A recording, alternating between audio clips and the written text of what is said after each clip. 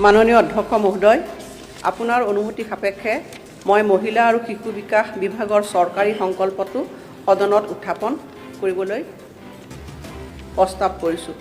মোৰ প্ৰস্তাৱটো হ'ল যে এই সদনে অভিমত পোষণ কৰে যে নাৰী শক্তিক সন্মান জনোৱা আৰু মহিলাসকলৰ সৰ্বাংগীন বিকাশ তথা সবলীকৰণ নিশ্চিত কৰাৰ উদ্দেশ্যে সমষ্টিৰ সীমা নিৰ্ধাৰণৰ প্ৰক্ৰিয়া সম্পূৰ্ণ কৰাৰ পাছত দেশৰ সংসদ আৰু সকলো বিধানসভাত মহিলাৰ বাবে 1/3 আসন তাৎক্ষণিকভাৱে সংৰক্ষণ কাৰ্যকৰী কৰা হওক। অধ্যক্ষ মহোদয়, মই ৰিজলিউশ্যনটোৰ বিষয়ে চমুকে দুআষাৰ সদনত অৱগত কৰিব বিচাৰিছোঁ।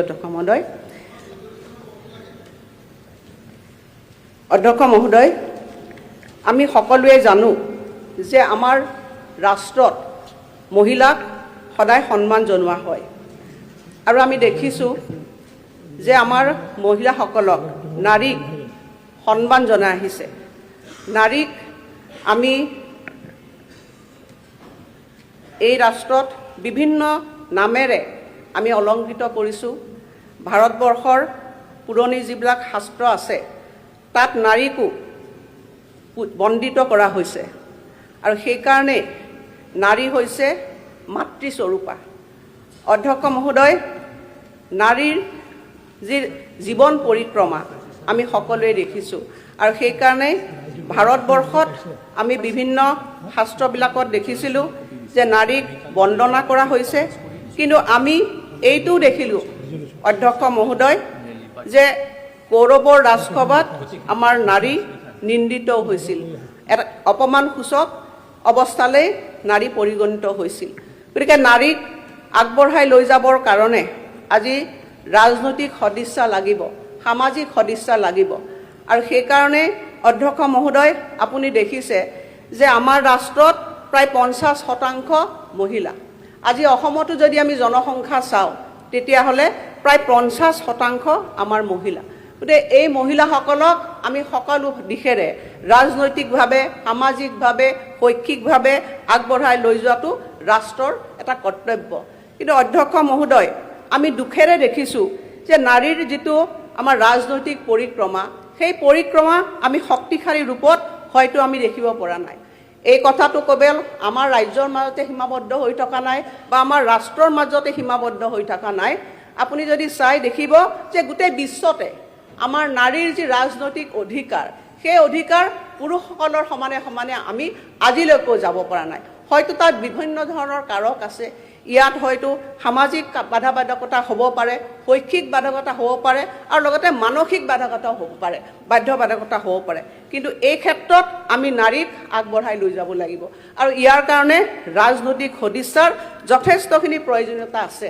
ভাৰতবৰ্ষৰ পাৰ্লিয়ামেণ্টত আমি বৰ্তমান যিটো আমাৰ স্বাধীনতাৰ 77 বছৰ পূৰ্ণ হ'ল, তাৰপিছত আমাৰ নেতা নৰেন্দ্ৰ মোদী ডাঙৰীয়াৰ নেতৃত্বত পাৰ্লিয়ামেণ্টত 2023 চনত আজি যিটো মহিলা ৰিজাৰ্ভেশ্যন আইন, যিটো নাৰী শক্তি বন্দন অধিনিয়ম 2023, এই আইনখন তাত মানে দাখিল কৰা হৈছিল আৰু সেই আইনখনত আমি দেখিলোঁ যেতিয়া দাখিল কৰিছিল পাৰ্লিয়ামেণ্টত সকলো দলৰ সকলো সদস্যই একমত প্ৰকাশ কৰিছিল আৰু সেই আইনখন পাছ হৈছিল। যেতিয়া সেই আইনখন পাছ হ'ল তেতিয়া ভাৰতবৰ্ষৰ যি মহিলা শক্তি, নাৰী শক্তি উৎফুল্লিত হৈছিল আৰু সকলোৱে এটা আশাৰ বতৰা হৈছিল যে প্ৰথমবাৰৰ বাবে হয়তো মহিলাসকলে ৰাজনৈতিক যিটো ন্যায় পাবৰ কাৰণে সক্ষম হ'ব। আমি কিছুদিন অপেক্ষা কৰিলোঁ, আকৌ নতুন চৰকাৰ আৰম্ভ হ'ল। নতুন চৰকাৰ হোৱাৰ পিছত যোৱা 2026 চনৰ যি 16 এপ্ৰিল, সেই 16 এপ্ৰিলত এই আইনখন, সংবিধান সংশোধনী আইনখন আকৌ পাৰ্লিয়ামেণ্টত উপস্থাপন কৰা হৈছিল। ইয়াত যিখিনি আগৰ আইনখনৰ যিটো নিয়ম আছিল সেইমতে 3খন, যাতে ইয়াত সোনকালে কাৰ্যকৰী কৰিব পাৰে, 3খন ইয়াত বিধেয়ক উত্থাপন কৰা হৈছিল। 1 নম্বৰতে হৈছিল সংবিধান 131তম সংশোধন বিধেয়ক 2026, দ্বিতীয়তে কেন্দ্ৰীয় শাসিত অঞ্চল আইন সংশোধন বিধেয়ক 2026 আৰু ডিলিমিটেশ্যন বিধেয়ক 2026।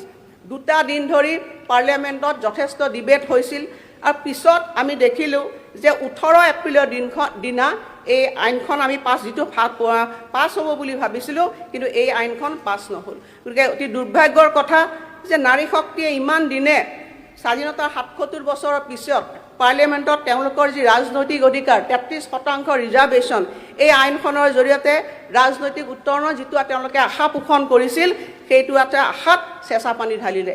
আৰু তাৰপিছত প্ৰধানমন্ত্ৰী নৰেন্দ্ৰ মোদী ডাঙৰীয়াই কৈছিল যে আমি যেনেধৰণে হওক এই আইনখন ভৱিষ্যতে মহিলাসকলৰ উত্তৰণৰ কাৰণে এই আইনখন আমি পাছ কৰিবৰ কাৰণে আমি প্ৰচেষ্টা গ্ৰহণ কৰিম। আৰু মই সঁচাকৈ এগৰাকী মহিলাৰ প্ৰতিনিধি হিচাপে আজি আচলতে এই ঐতিহাসিক ৰিজলিউশ্যনটো অধ্যক্ষ মহোদয় আপোনাৰ নেতৃত্বত এই বিধানসভাত সৰ্বসন্মতিক্ৰমে প্ৰস্তাৱটো গৃহীত হোৱাটো বিচাৰিছোঁ।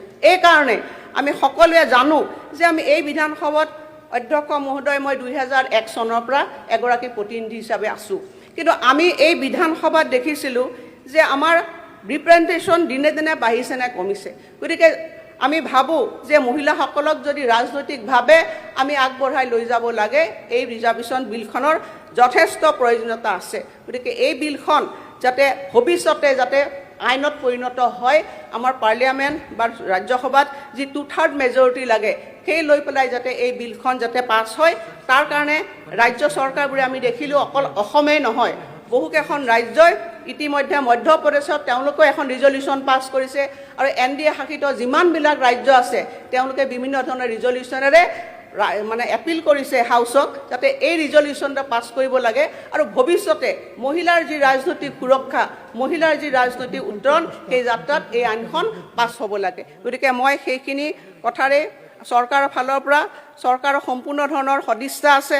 আমাৰ বৰ্তমান যিখন নতুন চৰকাৰ মুখ্যমন্ত্ৰী হিমন্ত বিশ্ব শৰ্মা ডাঙৰীয়াৰ নেতৃত্বত হৈছে, এই চৰকাৰখনে আন্তৰিকতাৰে কামনা কৰে যে মহিলাৰ ৰাজনৈতিক উত্তৰণ হ'ব লাগে আৰু সেইকাৰণে সেই উত্তৰণৰ কাৰণে আজি মই এই ৰিজলিউশ্যনটো আনিছোঁ। গতিকে পুনৰবাৰ মই হাউচক সকলোলৈকে মই আবেদন জনাইছোঁ যে এই ৰিজলিউশ্যনটো সৰ্বসন্মতভাৱে ইয়াত দলমত নিৰ্বিশেষে ইয়াত পাছ হ'ব লাগে, যাতে অসম বিধানসভাই এটা নজিৰ ৰাখে যে মহিলাসকলক ৰাজনৈতিক উত্তৰণৰ কাৰণে সকলোৰে সহমত আছে। এইখিনি কথাকে মই জনাইছোঁ অধ্যক্ষ মহোদয়।